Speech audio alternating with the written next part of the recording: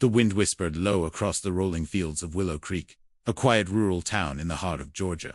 The leaves, dry and golden, drifted down the cracked sidewalk like forgotten memories. The late autumn chill crept under collars and sleeves, a reminder that winter wasn't far behind. At the edge of town, a man stood still by the rusted iron gate of a weather-worn white house with a sagging porch. His name was William Bill Carter. Though no one had spoken that name around here for nearly 25 years, Bill had returned, but not as the man he had become. No tailored suit, no polished shoes, no gleaming Cadillac. Instead, he wore a faded flannel shirt, worn jeans, and boots that had seen better days.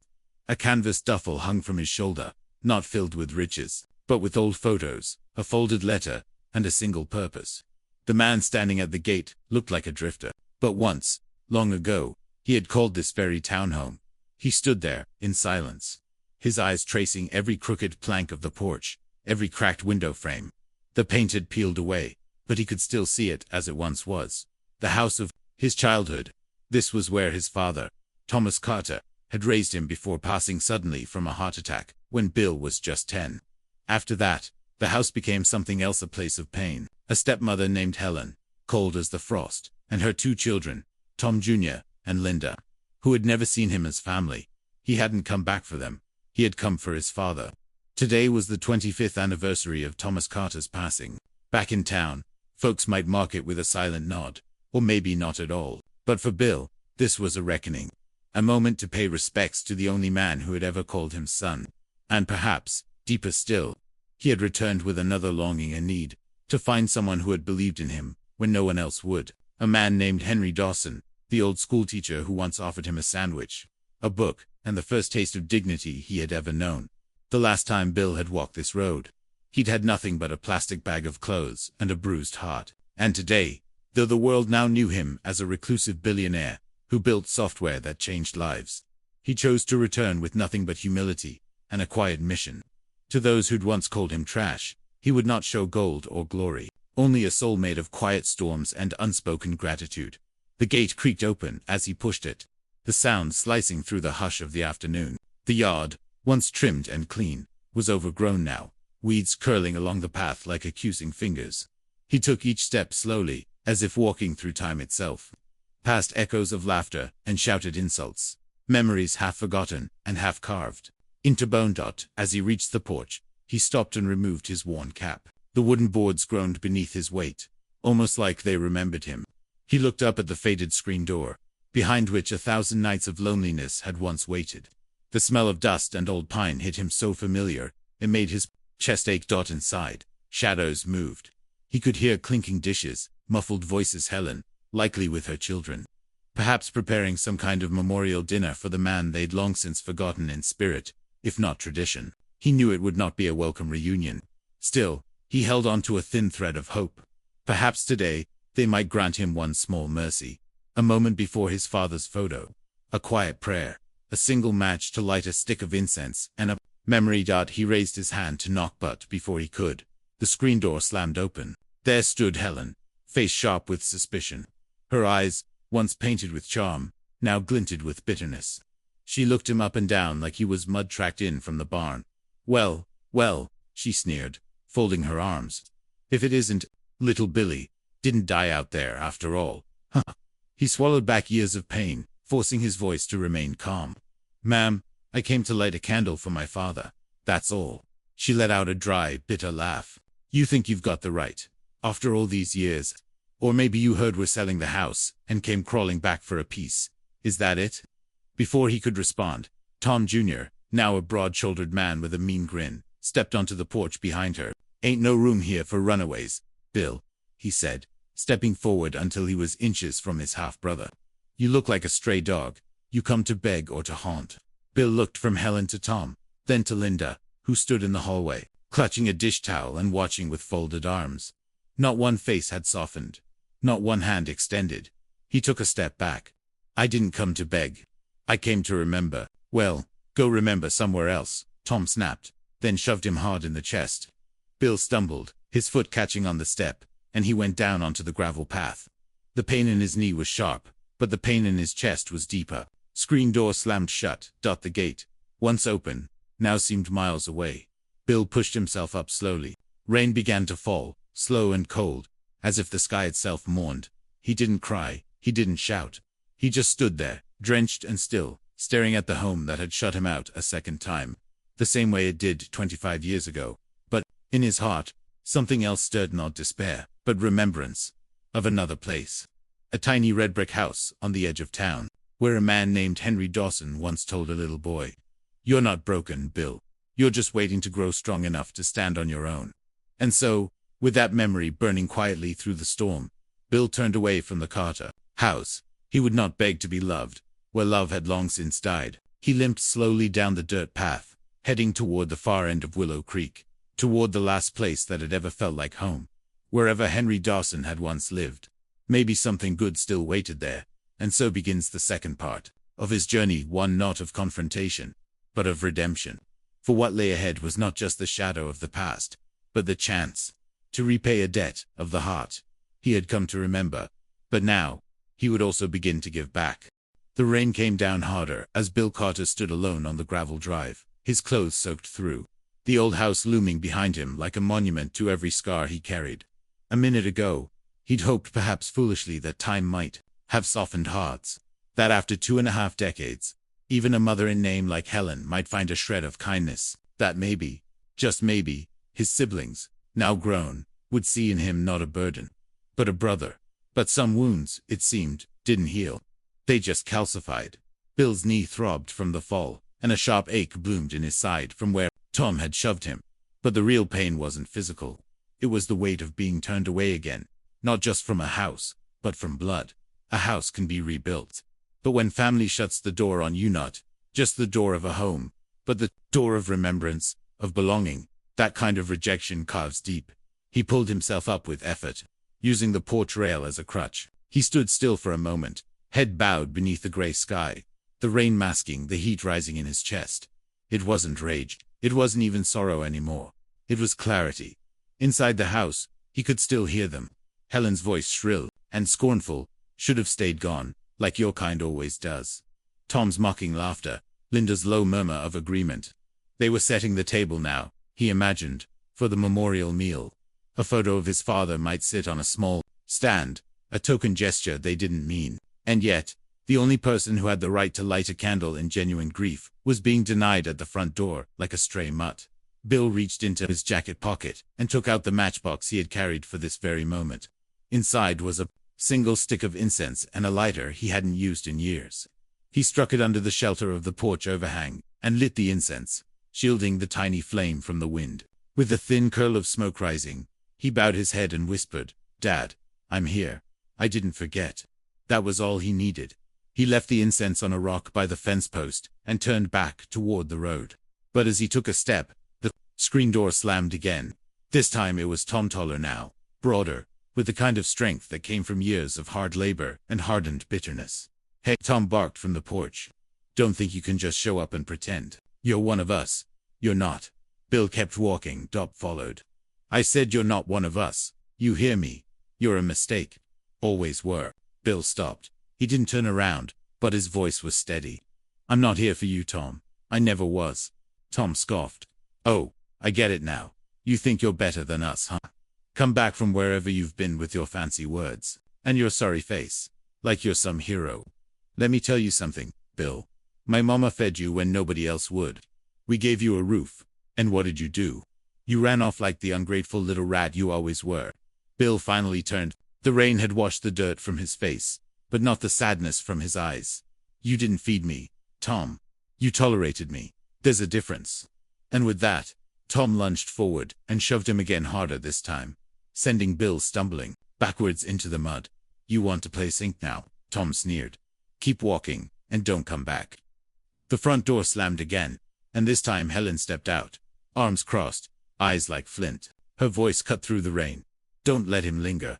Tom, he's a curse. I knew the minute your father took him in, he'd be trouble.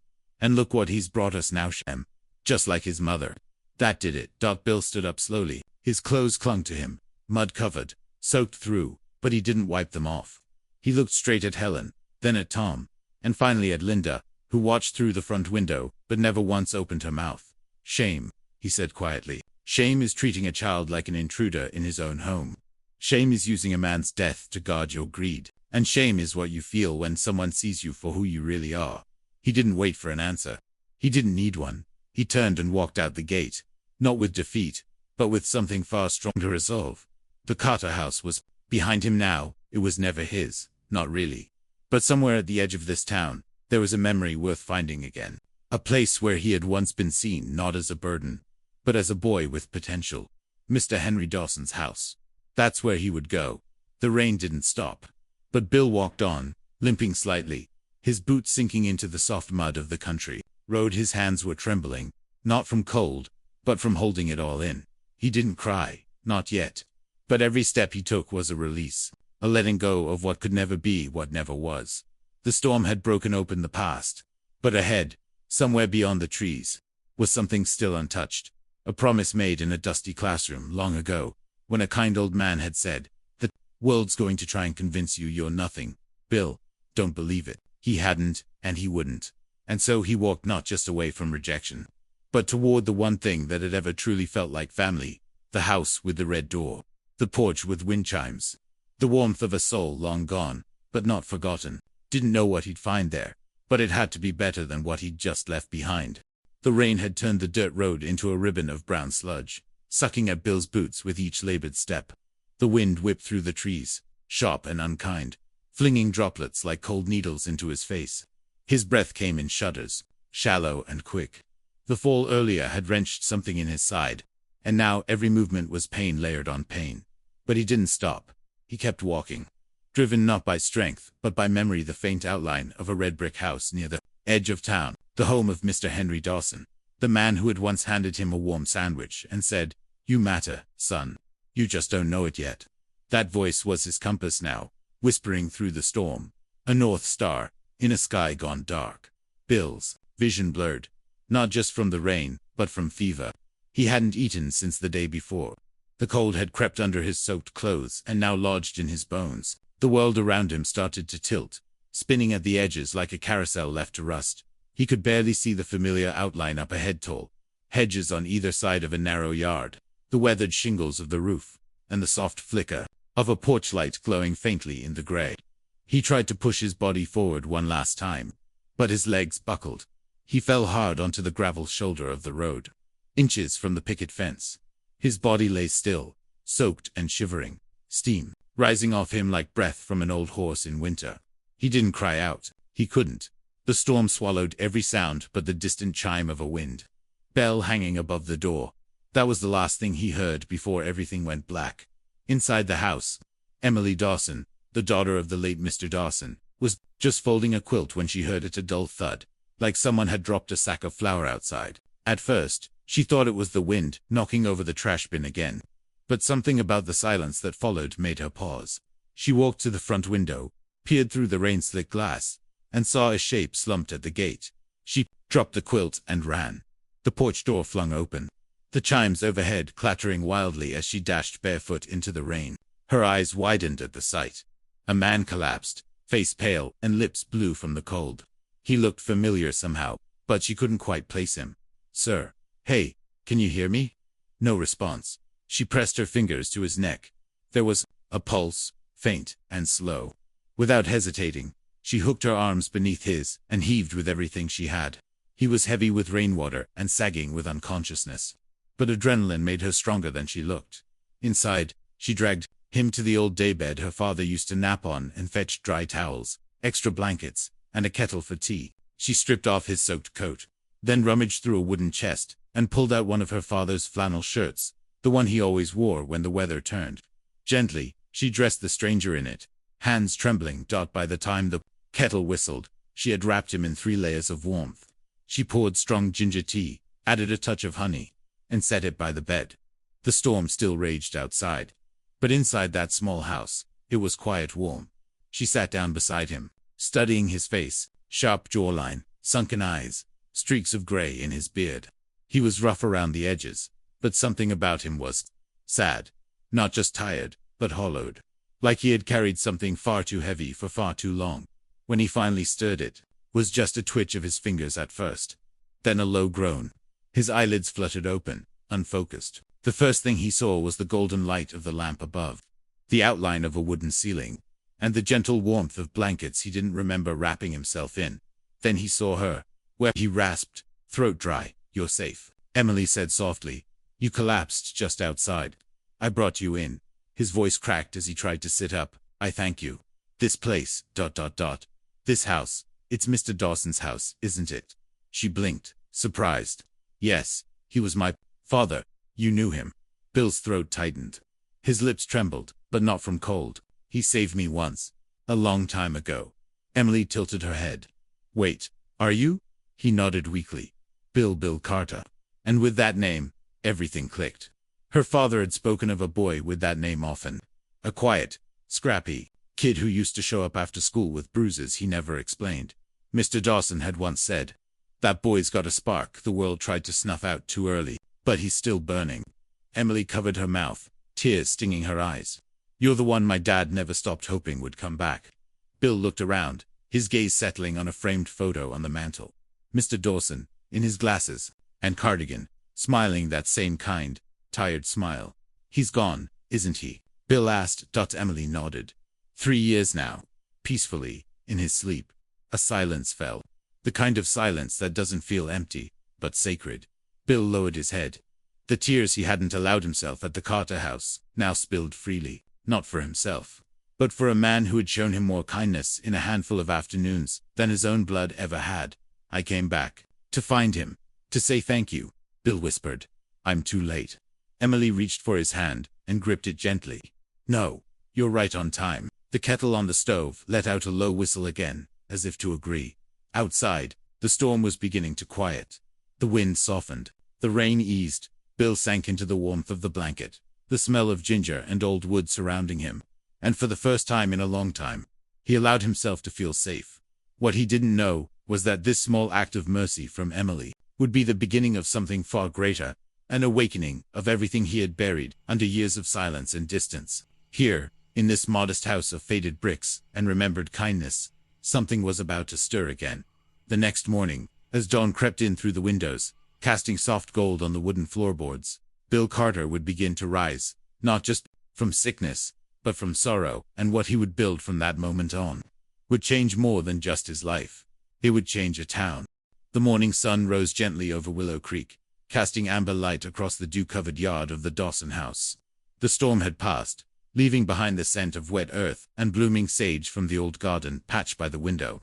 Inside, the small red brick home was quiet, save for the soft creak of wood and the occasional rustle of blankets. Bill Carter sat upright on the edge of the daybed, his face still pale, but his strength slowly returning. Wrapped in an old quilt, he looked, not like a stranger anymore, but like a man waking up from more than just a fever. He was waking up from years of distance, of silence, of holding pain in the hollows of his chest. Across the room, Emily Dawson poured hot tea into 2 chipped mugs. She moved with quiet steadiness, familiar with caring for others. Though she lived alone now, she set the cup gently into his hands and gave him a smile that held no questions, just warmth. "I still can't believe I made it here," Bill said, voice hoarse but steady. "Maybe it wasn't just you," Emily replied. "Maybe someone was watching over you." His eyes drifted again to the photo of her father on the mantel. He nodded, then set his mug down and slowly rose to his feet, still wincing slightly. With careful steps, he approached the shelf where the photo stood, nestled between a small wooden cross and a vase of fresh daisies. He knelt, and for a long moment, he said nothing, only pressed his forehead to his folded hands and let the silence carry his prayer. When he finally spoke, his voice trembled. "Mr. Dawson, you gave me more than anyone ever did. You believed in me when I couldn't believe in myself. I never got the chance to thank you, but I came back. I came back because I owe you a debt I can never repay." A single tear slid down his cheek. Behind him, Emily said nothing. She just watched. And in that moment, she understood. This wasn't just a man passing through. This was someone carrying the weight of a promise. Bill stood up and turned to her, eyes clearer now. "I don't have anywhere to go right now, and I don't want to go anywhere else. Would you let me stay here for a while? I can help around the house, maybe fix up that back fence, or whatever you need." Emily studied him for a second, then nodded gently. "You don't need to fix anything to be welcome here, Bill. But if you want to, I won't stop you." And Just like that, he stayed. The days passed, slowly, wrapped in the rhythm of small-town life. In the mornings, Bill swept a porch, repaired creaky floorboards, and trimmed the hedges that had grown wild since Mr. Dawson's passing. In the afternoons, he helped Emily sort fabric at the back of her modest tailoring shop, quiet little place called Dawson Threads, where she mended jeans for old farmers and hemmed dresses for Sunday service. Bill never said much about his past, and Emily never pried, but the way he measured the seams, the way he suggested ways to organize the shelves, the way he softly advised her on pricing, none of it escaped her notice. She knew he was no ordinary drifter, but she also knew better than to ask. At night, they would share simple dinners, stew cornbread, fried green tomatoes. They'd sit under the yellow porch light, sipping sweet tea, and talk about little things, the weather, the townspeople, her memories of her father. Sometimes, when the silence stretched long enough, Bill would open up, just a little.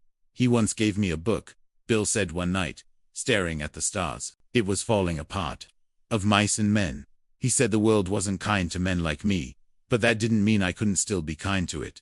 Emily smiled. That sounds like something Dad would say. And in those quiet evenings, something began to grow between them, not romance. Not yet, but the tender stirrings of something even deeper, respect. Shared grief. Healing. One day, while Emily was sorting invoices, she frowned at the messy notebook filled with scribbles and numbers. I wish I could keep this more organized, she muttered. Bill, sitting nearby, leaned over. I could help you set up a simple ledger, something easier to track. Just columns for income, expenses, and net. I used to help with that in another shop years ago. Emily looked at him curiously. You really do know more than you let on, don't you? Bill chuckled. Maybe a little. She handed him the notebook, and he began to draw neat lines, with a ruler, setting up a clear system. It was such a small thing, but in that moment, Emily realized something profound. He wasn't just trying to help her. He was honoring her father through every quiet act of support. And Bill, he had found his purpose again, not in grand gestures, not in boardrooms or bank accounts, but in small, human moments. A tightened hinge, a straightened ledger, a mended roof before the rain came. He was repaying a debt not with dollars, but with dignity. Still, at night, he would sit by the window and stare into the darkness, eyes haunted. He had returned for 2 reasons, and only one was complete. He had honored Mr. Dawson, but the other half of his mission, the reckoning with the past. The final truth still lay ahead. The Carter name still hung in the air like smoke. And though Emily never mentioned it, she knew it was a wound left open, one that wouldn't close until it was faced. But for now, in that little red brick house on the edge of Willow Creek, 2 souls kept each other company, one trying to rebuild, the other trying to hold on to the last warmth left of a beloved father. And as the sun dipped behind the fields and the stars blinked on like distant candles, Bill Carter finally slept without fear, without shame, because, for the first time in years, he wasn't just surviving, he was home. But storms, even after they passed, always leave something unsettled. And far across town, old voices were beginning to whisper again, voices that had once called him nothing, now stirred by jealousy and fear. The debt of honor was still unfolding, and the next chapter would bring the fire. The days in Willow Creek moved slow, like the waters of the river that curled around the far edge of town, ever still, but never in a rush. In that quiet rhythm, Bill Carter found something he hadn't felt in decades. Peace. Not the loud kind that comes with success or applause, but the still kind that seeps in during early mornings, and soft laughter, and the smell of fresh bread rising in the oven. No one in town knew who he truly was. To them, he was just a quiet man helping out at Dawson Threads. Maybe a relative of Emily's, maybe a guest passing through. He didn't mind. In fact, he welcomed the silence. Fame had once followed him like a shadow in the cities he built. His fortune in New York, Seattle, even overseas. But here, in a town that still kept a single payphone by the grocery store, anonymity was a gift. At the shop, he kept to the back room, mirroring, mending seams, organizing supplies. Emily, meanwhile, worked the front counter with the ease of someone who'd grown up under her father's gentle instruction. Business was modest, just enough to keep the lights on and the porch painted each spring. But Bill saw something deeper. Potential. He began by making small suggestions. Have you ever thought about offering pre-made aprons for the market folks on Saturdays? He asked one morning, watching her fold tablecloths. Emily raised an eyebrow. Never really had the time. I could help. We've got extra canvas and denim in the back. Within a week, they'd stitched together a dozen rugged aprons. By the end of the Saturday market, they were all gone. Word spread quickly. Threads wasn't just mending anymore. It was making the orders trickled in. Then rolled. Still, Bill said nothing of his past. But in the quiet of the evening, after Emily had turned in, he'd sit alone at the kitchen table with his old notebook-lined pages filled with thoughts, figures, sketches. One page bore the header, Henry Dawson Foundation Draft Plan. Another was a blueprint for expanding the back of the shop into a teaching space, a place where kids can learn skills. No charge. He began reaching out carefully, quietly. A phone call to an old friend at a logistics firm. An email under an alias to a textile supplier he trusted. Every piece moved like a chess game, invisible but deliberate. He never used his full name. He never signed anything. But doors opened all the same. Because even in silence, influence speaks. One evening, Emily caught him scribbling numbers at the counter. The shop empty. "You keep a lot of things in that little notebook," she said. Gently. Bill looked up, smiling faintly. "Helps me make sense of things." She stepped closer. "And are you making sense of us?" There was no accusation in her voice, only curiosity. A quiet knowing. Bill hesitated, then closed the notebook slowly. "I've built a few things before. Helped some businesses grow. I guess old habits don't die easy." She didn't press him. She only nodded. But that night, as she washed the dishes, she glanced toward him in the lamplight. This man who had patched her fence, revived her store, and never once asked for thanks. She didn't know everything, but she knew this: he was not who he seemed. And she trusted him all the more for it. In the weeks that followed, Dawson threads bloomed. They introduced an order form handwritten, then typed. Then Bill brought in an old laptop from his duffel, restored it, and set up a simple digital inventory system. Emily laughed at first, unsure if she'd ever get used to typing in numbers instead of flipping through receipts. But soon, it became second nature. One morning, a regional fair organizer stopped by and offered them a booth spot for free. Said he'd heard about the little shop that brought pride back to hand stitching. They said yes. Meanwhile, Bill's plans continued quietly. He was funding Emily's dream without her knowing, paying suppliers in advance through back channels, setting up an LLC under her name, filing paperwork that would ensure the shop would one day belong to her outright. Even if he left, everything was being built not in his name, but in Henry Dawson's. Not out of pride, but out of gratitude. Each evening, he'd walk past the mirror in the hallway, and barely recognize the reflection anymore. The tired billionaire, the reclusive tech mogul.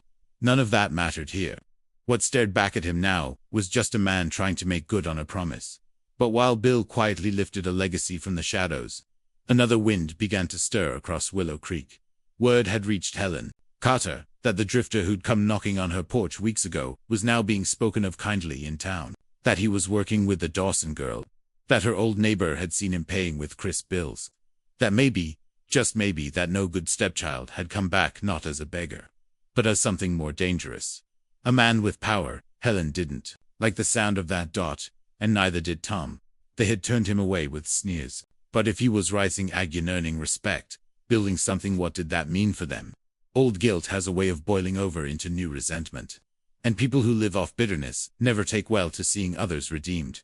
Trouble was brewing. Bill didn't know it yet.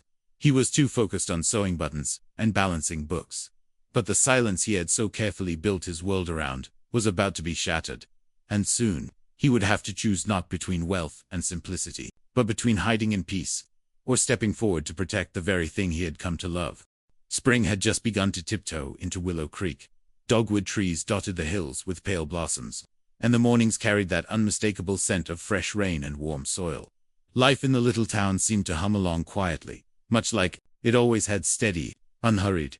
But in the air, something else was starting to shift. Beneath the soft bloom of early spring, resentment was beginning to rise like weeds through cracked pavement. At Dawson Threads, business was busier than ever. Customers came in not just for stitches, but for smiles. Folks asked for Bill by name. The full name, of course, just Mr. Bill. The quiet man who fixed seams and offered good advice, with a calm voice and kind eyes. His presence brought a sense of comfort to the shop, and Emily was more at ease than she had been in years. But it was that growing peace, and the subtle whispers of it around town that stirred something bitter in Helen Carter's chest. It began when Linda, her daughter, came home from the town fair, cheeks flushed with gossip. "You won't believe who I saw," she said, slamming her purse on the counter. "That Bill, he was at the Dawson booth smiling, talking to folks like he owned the place. They were calling him partner. And get this, someone said the whole thing is expanding." "Like, expanding?" Helen turned from the stove, her eyes narrowing. "Expanding. They say he's helping her run it. Bringing in orders, organizing events. He's got his hands in everything." Helen said nothing for a moment, only stirred the pot in front of her. Then, quietly, "That boy, that man, he's nothing but trouble. He's always been that way. We gave him a place to sleep and he turned his back on us." Linda scoffed. "Well, maybe now he's trying to make you pay for it." And just like that, the match was struck. The next morning, Helen showed up at Dawson Threads.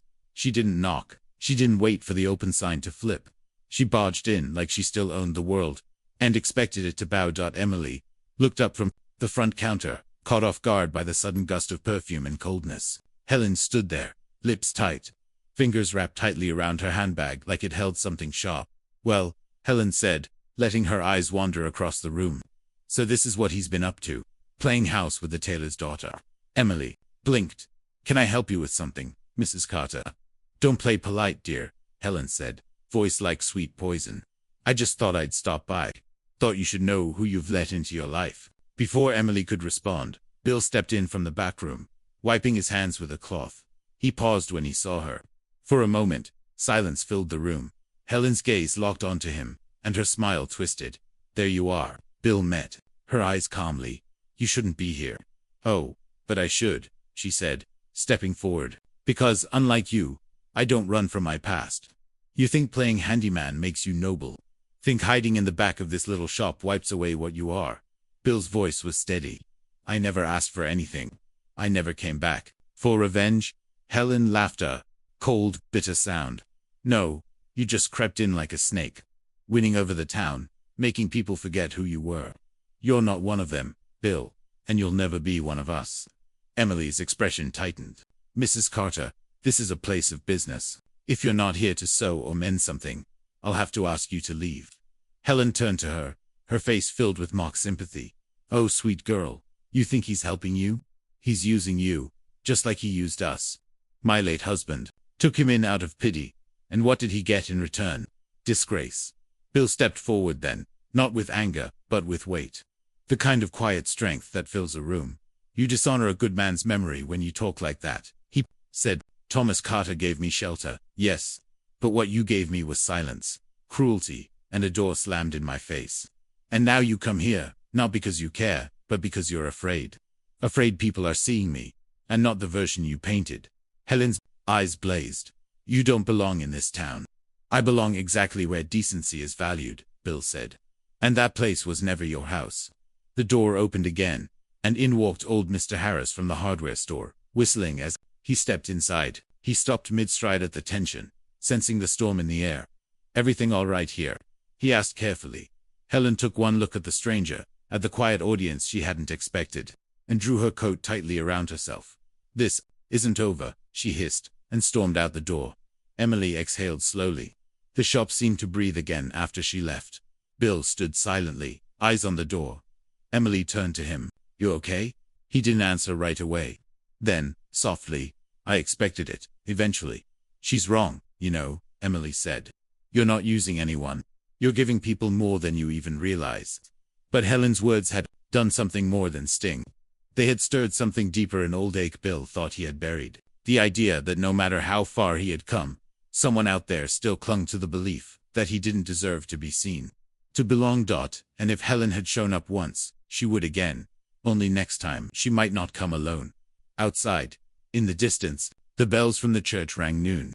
The sun had risen high, casting long shadows across the field. But not all shadows came from trees. Some came from people who refused to let go of their version of the past. Bill Carter knew now. The silence he had chosen was no longer enough. He had tried to build in peace. But peace doesn't last when pride and bitterness come knocking. And soon, he would have to make a choice not for himself alone, but for the ones who had shown him grace. The time for hiding was ending, and the time for truth was about to begin. The morning of the Willow Creek Spring Festival broke with clear skies and the kind of golden light that made everything look softer, older. Folks said it was the kind of day when the past let go a little.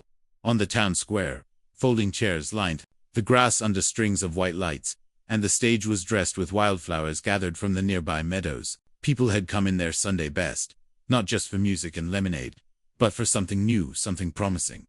Emily Dawson stood near the front, straightening a small wooden sign that read, "The Henry Dawson Memorial Fund, honoring quiet hands, uplifting new ones." Her father's framed portrait sat on a table next to a vase of daisies and a neatly folded flannel shirt. Just behind her, a freshly painted plaque read, "Sponsored by the Carter Dawson Foundation." The crowd didn't know what that meant yet, but they would.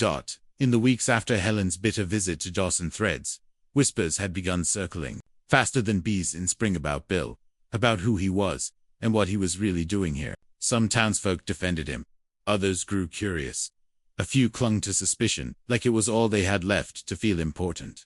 Bill had stayed quiet. Until now, he stood at the back of the crowd that morning, dressed not in rags or flannel, but in a plain navy blazer over a white shirt. No tie. Still simple. Still him, but no longer hidden. Mayor Watkins, a silver-haired woman with a kind face and gravel in her voice, took the microphone and addressed the crowd with warmth.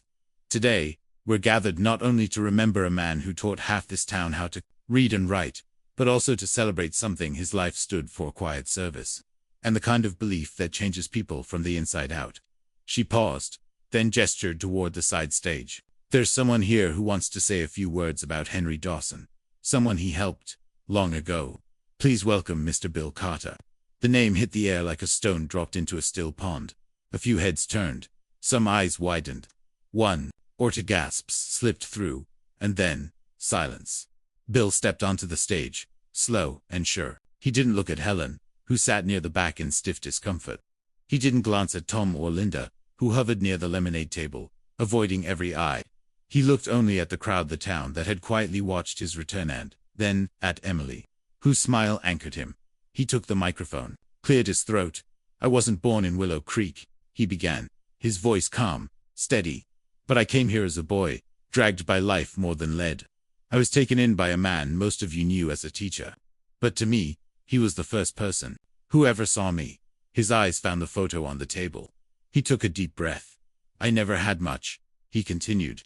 "No name people respected, no legacy. But Henry Dawson didn't care about that. He gave me a sandwich, a book, and a seat in his classroom. He didn't ask what I'd done, he asked what I dreamed."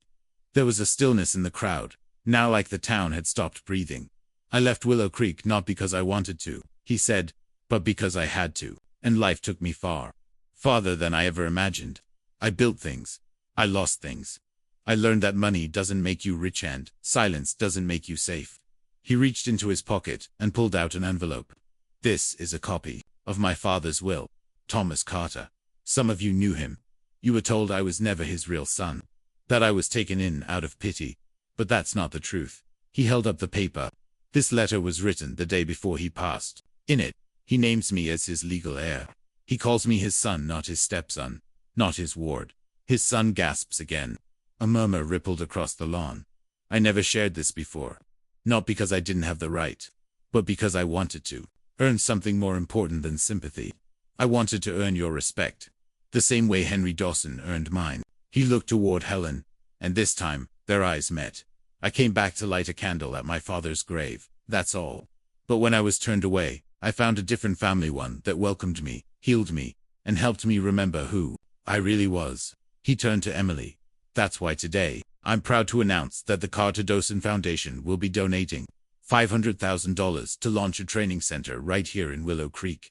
A place where kids can learn trades, business skills, or simply find someone who believes in them, just like Henry believed in me."